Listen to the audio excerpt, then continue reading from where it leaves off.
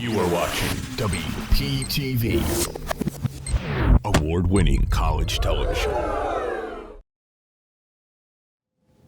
Welcome back to the desk. MLB is officially back as the season has begun. Here to discuss opening day is Daniel Karp, Aria, Capria, Andrew Garofalo, and Kyle Moppert. The Los Angeles Dodgers and the Chicago Cubs took their opening series to Tokyo last week, where we saw a hometown pitching matchup between Yamamoto and Shota Imanaga. Andrew, please take us through these pitching performances. Well, for Yamamoto, 5 innings of work, and for Imanaga, only 4. Not a lot of strikeouts, just 4 for Yamamoto and 2 for Imanaga. 1 walk compared to 4 for Imanaga, and Yamamoto charged with the only earned run between the two. Yeah, great pitching performance, a battle between the two. Great arms that they have, so it's a great showing in Tokyo. Daniel, I'll go to you. Who do you think will be the most valuable player? I gotta say it's gonna be Shota Imanaga from the Chicago Cubs. He almost won the Rookie of the Year last year. In my opinion, maybe should have won the Rookie of the Year because he was my pick. But he was great last year. This year he's going to a Cubs team that's looking to make the playoffs, whether win the division, maybe try to sneak in a third wild card spot. They got Kyle Tucker, which is a great addition to the team. But I do think Yamamoto is a better pitcher. But if we're talking in terms of value, I'm gonna go with Imanaga because I think he has a chance to be more valuable to his team than Yamamoto because that Dodgers rotation is just stacked. Mop? Yeah, I'm going to agree with Karp on this one. Go with Shota Imanaga. The Dodgers have pitching depth. They don't need help, even though Yamamoto's one of the best pitchers in the league. They don't really need him to be that guy. The Cubs need Imanaga to be that guy. They need a certified ace. They have nobody else on their team, really, to pitch along with him. So I'm going to go with Imanaga. He's the more valuable to their team this year. Oh, yeah. I'm going to switch it up. I'm going to go Yamamoto. Imanaga, he's definitely showed a lot of improvement from where he was. He's had to switch up his pitching style quite a bit. But Yamamoto, he's kind of just clutch. He's there, and I think just for the sake of being different and placing some doubt, I'm going to go with Yamamoto. Andrew, finish it off here. I'm going to go back to Imanaga. He's a consistent pitcher. He started 29 games last year, and Yamamoto did get hurt. And coming over from Japan, getting used to the new baseball, in his first 9 starts, he had an ERA under 1. So I think he could replicate that this year. A lot of players around the league had great springs, which earned them spots on their team's main roster. Aria, I'll go to you. Who is someone that had a great spring that can carry that momentum into the regular season? I'm going to go with Adley Rutschman. He has a batting average of .357, 3 home runs, an RBI of 8, and an OPS of 1.033. Now, the second half of his spring season wasn't looking too great, but I have to say he's playing really, really motivated. Opening day, cranked out 2 home runs, so he's looking good so far. Andrew, I kind of know where you're going with this one, but talking about your point. Well, I'm going to go with Brett Baty. And a few years ago, the baby Mets, Vientos, and Alvarez already made their mark. Baty struggled, but he got a great spring. He .353 batting average, hit 4 home runs, 11 RBIs, and an OPS of 1186. So I think he'll be able to bounce back this year and finally make his mark. Yeah, I would like to see him get the starting second baseman job over Acuna this year, but that's just my opinion. But because I'm a Baty fan, so I'm still very high on him. Yeah.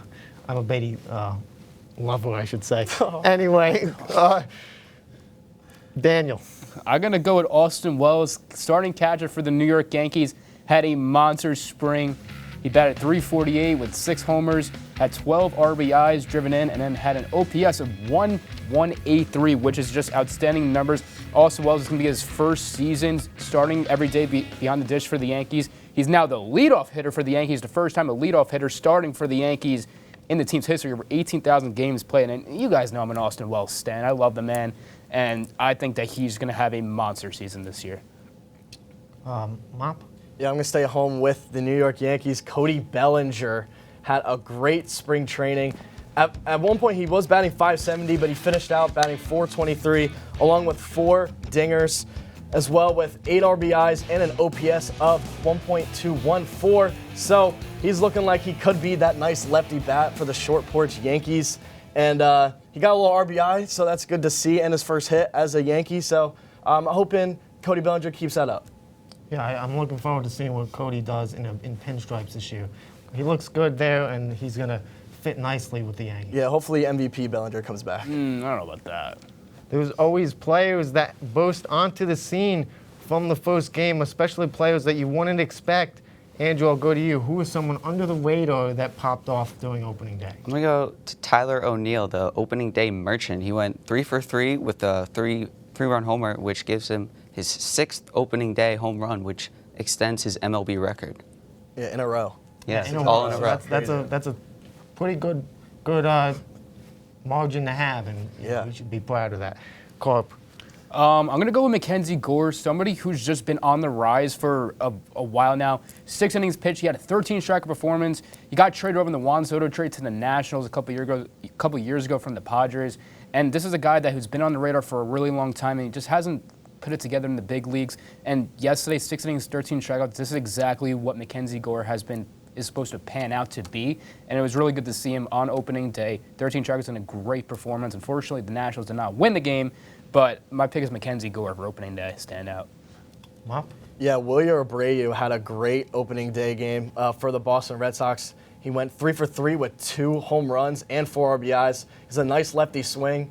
Boston had a great offseason, and of course, this guy comes out of nowhere and just, hitting home runs all over the place. So, but he came out of nowhere, 3 for 3. Why not Wilyer Abreu?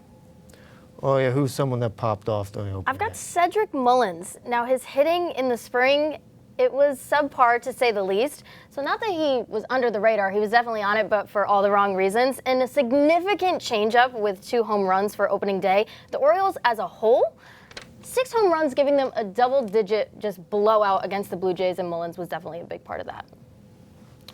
The Yankees opening day win. They got an opening day win 4-2 over the Brewers, in the Bronx. Daniel, please take us through this game. Well, it was fun. Opening day in the Bronx. Joe Buck was on the call on ESPN for this one. Austin Wells starting the game off with a jack in the right field. Will it get out? Short porch. That's a unicorn home run for the Yankees to start off the season. 348 down the right field, straightaway right.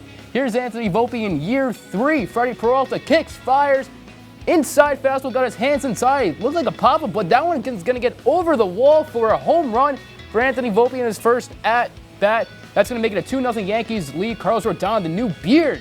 But Vinny Capra gets the best of him. Great spring, and that is going to be his first major league home run, 370 straight away left field. And here comes Big Aaron Judge, 0 for 3 on this point, but gets a lucky kick off the third base bag. He's going to score Ben Rice, give the Yankees a 3-1 lead in the 7th. Cabrera advances to third, and now here's Cody Bellinger, going to protect Judge this year. Fly ball on the right. Jackson Churio is under that one. He's going to make the catch. We're going to have a plate to plate. The fires, and the throw is going to be offline. Oswaldo Cabrera in to score. Yankees 4-1. Devin Williams had a shaky start. Devin Williams definitely bent, did not break, as Trent Grisham will make that play. A run will score. Yankees going to take that one 4-2. An opening day victory. This is their 4th opening day victory in a row. Want to know the Yankees are. So I'll go to you, Mop. What stood out in this opening day win? Yeah, it starts with the pitching. Carlos Rodon had a great opening day start through 5 1/3, 7 Ks, only gave up 4 hits and 1 run. Why not have Carlos Rodon come out opening day starter? Garrett Cole was injured, so got to go to Rodon. Started well for the Yankees, and that was the reason why they were so good last year, was the starting pitching was so good.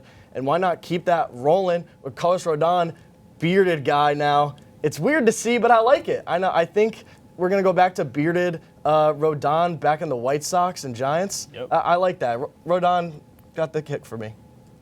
Oh, yeah. I'm going to say it was because their strong finish. Now, this might be a little bit controversial. Devin Williams, in my opinion, I'm going to vouch for him a little bit. He did have a good performance. It was his first game in the regular season as a Yankee against his former team, and he did pretty well. He worked well under pressure. He struck out some of the Brewers' key hitters, and it was tight there at the end, and that's when it matters, and he made it work, and it paid off. Andrew, what did you see from the Yankees win? I'm going to say it was the insurance runs they got in the 7th inning. They first and second with 1 out. Judge gets a lucky bounce off of third base, and then Bellinger comes in, tags another one, but that very easily could have been an inning-ending double play. Karp? It's got to be the Austin Wells leadoff home run. Like, I don't mean to keep talking about my man Austin Wells, but come on, your first at-bat of the season, you talk about the catcher coming in there as the leadoff hitter for opening day, and the third pitch he sees, high fastball, takes someone to the short porch in right field. That's the perfect way to set up a season. You always say people always say that the season the outlook of your season is in how the first at-bat goes, and starting for the home run is just the best way to start. Yeah, I mean, you hit it all on the nail with Austin Wells today. Great start for him. That is all we have for you today on the MLB Diamond. Keep an eye out for more breakdowns in the coming months as the baseball season is now in full swing. Don't forget to follow us at SportsDeskWP for updates and more.